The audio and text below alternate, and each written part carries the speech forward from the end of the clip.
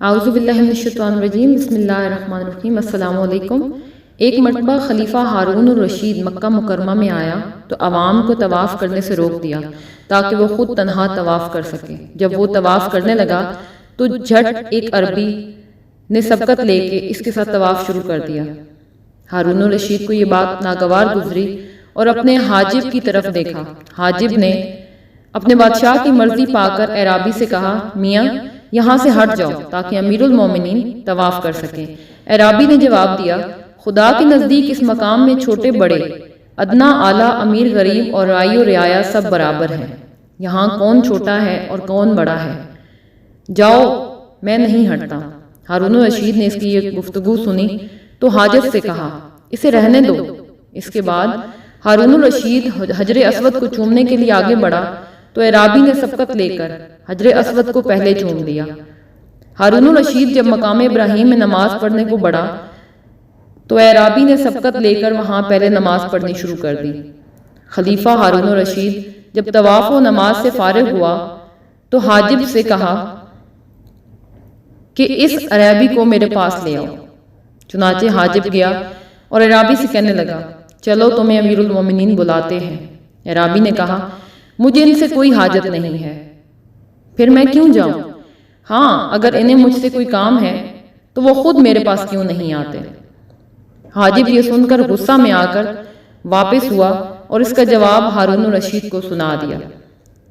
ہارون الرشید نے سن کر کہا، بے شک وہ ٹھیک کہتا ہے، مجھے خود اس کے پاس چلنا چاہیے۔ چنانچہ ہارون الرشید خود اس اعرابی کے پاس جا پہنچے اور اس کے سامنے کھڑے ہو کر سلام کہا۔ اعرابی نے سلام کا جواب دیا۔ ہارون الرشید نے کہا، کیوں بھائی، اجازت ہے بیٹھ جاؤں؟ اعرابی نے جواب دیا، یہ گھر نہ آپ کا ہے اور نہ میرا، پھر مجھ سے اجازت کیسی؟ اور میں اجازت دینے والا کون ہوں؟ یہاں ہم سب برابر ہیں، آپ چاہیں تو بیٹھ جائیں، چاہیں تو واپس چلے جائیں۔ ہارون الرشید اس قسم کی جرأت آمیز گفتگو سن کر حیران ہو گیا۔ اسے گمان تک نہ تھا کہ ایسی گفتگو بھی کوئی اس کے سامنے کر سکتا ہے۔ پھر وہ اعرابی کے پہلو میں بیٹھ گیا اور کہنے لگا، میاں اعرابی، میں تم سے تمہارے فرض کے متعلق پوچھتا ہوں، کیا تم بتا سکو گے؟ اگر تم اپنی فرض پر روشنی ڈال سکو تو میں تمہارا قائل ہو جاؤں گا۔ اعرابی نے جواب دیا، آپ کا یہ سوال معلم بن کر ہے یا متعلم بن کر؟ ہارون الرشید نے کہا، متعلم بن کر۔ اعرابی نے کہا، تو پھر طالب علموں کی طرح سامنے مؤدب ہو کر بیٹھو اور پھر پوچھو۔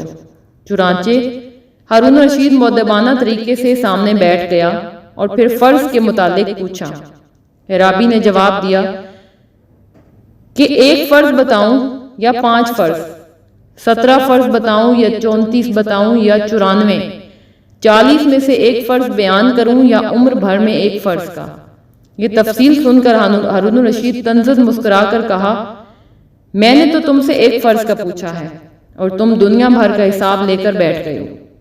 اعرابی نے کہا، ہارون، اگر دین میں حساب نہ ہوتا تو قیامت کے روز خالق مخلوق سے کبھی حساب نہ لیتا۔ خدا کا ارشاد کیا یاد نہیں؟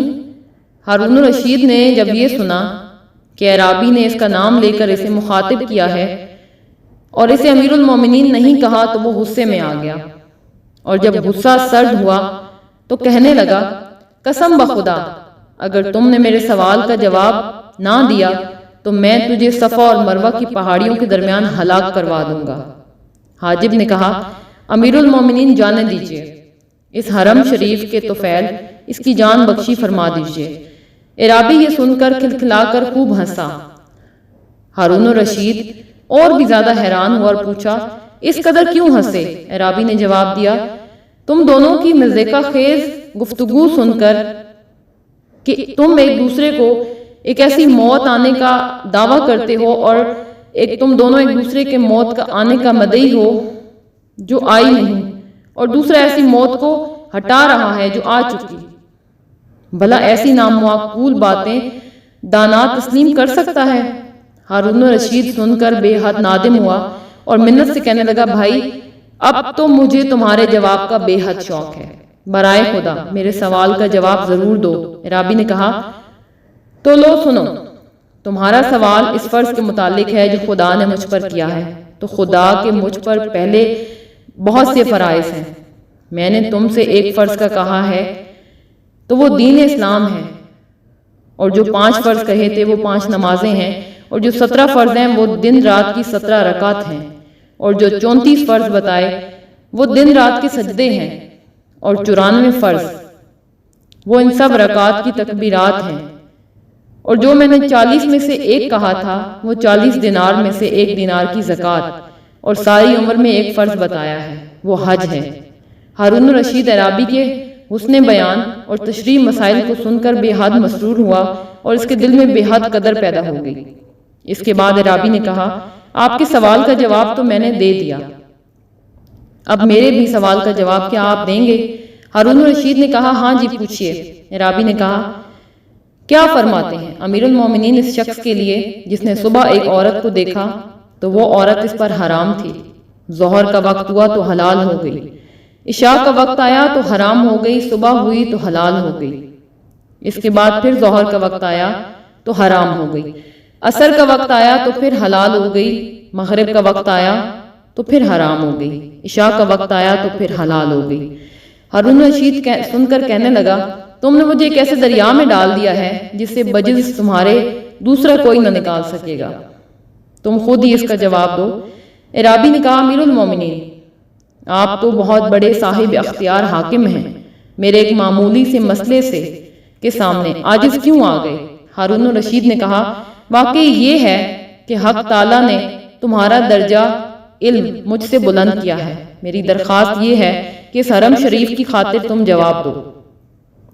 عرابی نے کہا، بہت اچھا، تو سنیے، وہ ایک ایسا شخص ہے جس نے صبح کسی دوسرے کی لونڈی کو دیکھا جو اس پر حرام تھی، ظہر کا وقت آیا تو وہ لونڈی اس نے خرید لی، اب وہ اس پر حلال ہو گئی، عصر کے وقت اس نے اسے آزاد کر دیا تو وہ پھر اس پر حرام ہو گئی، مغرب کے وقت اس نے اس سے نکاح کر لیا تو پھر حلال ہو گئی، عشاء کے وقت اس نے اس کو طلاق دے دی تو پھر وہ اس پر حرام ہو گئی، صبح اس نے رجوع کر لیا تو پھر حلال ہو گئی، ظہر کا وقت آیا تو وہ شخص مرتد ہو گیا، وہ پھر اس پر حرام ہو گئی، عصر کے وقت وہ شخص پھر مسلمان ہو گیا تو اس کی عورت پھر اس پر حلال ہو گئی، مغرب کے وقت وہ عورت مرتد ہو گئی، پھر وہ حرام ہو گئی، عشاء کا وقت آیا تو وہ مسلمان ہو گئی، لہٰذا پھر حلال ہو گئی۔